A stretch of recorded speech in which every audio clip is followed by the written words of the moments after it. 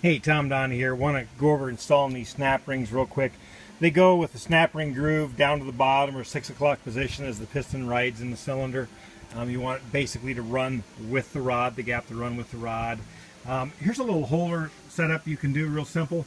Get yourself an old flywheel, knock the ring gear off, enlarge the hole a little bit where the back of the crank goes, otherwise it'll stick when you pick it up and you'll drop it on your toe and you'll go, oh gosh, golly, that sure hurt like a big dog. And then I take a bad front pulley and trim it down, make it flat, and then weld a nut on the bottom of it. Then I can screw that on there. Now I can lube up my crank real good before I ship it out or before I install it in an engine. I can take and lube, you want to lube up your wrist pin holes, your bosses, everything, your needle bearing, get a lot of lubrication. Lube that puppy up like it's your best girl and you're going to go have some fun at the beach, let's say. And you go there and you lube the heck out of her, and you can't have enough oil, two-stroke oil, in a two-stroke. Imagine that. Oh, there's an oxymoron.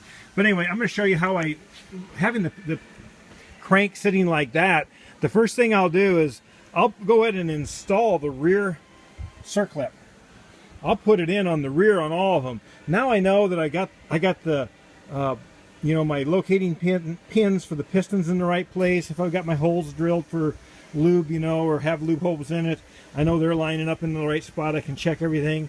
But basically what that'll allow me to do now is I already got the one ring in, so all I got to do here is grab my other one, put my bearing in, take my piston, set it on here with my snap ring, lock ring that's already in place, put this in, lots of oil, boom, it's down the hole, it's easy, no alignment necessary, anything at all, it just falls in.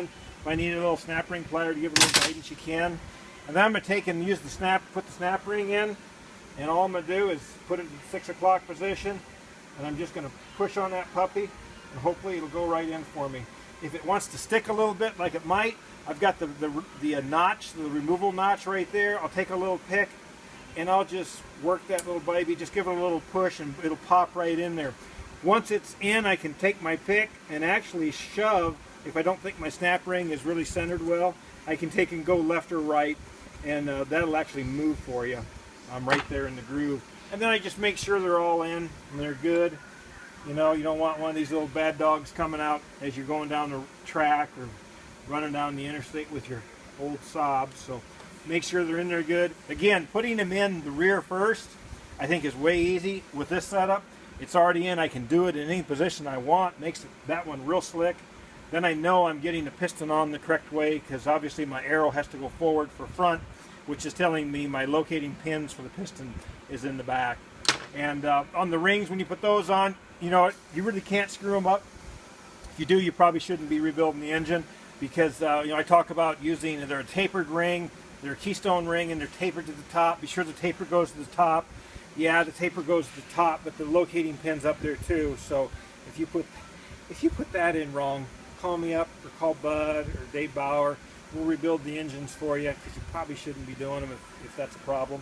So anyway, that's all I got for today. Tom Donnie from Fort Dodge, Iowa, signing off. Have a great day and safe sobbing.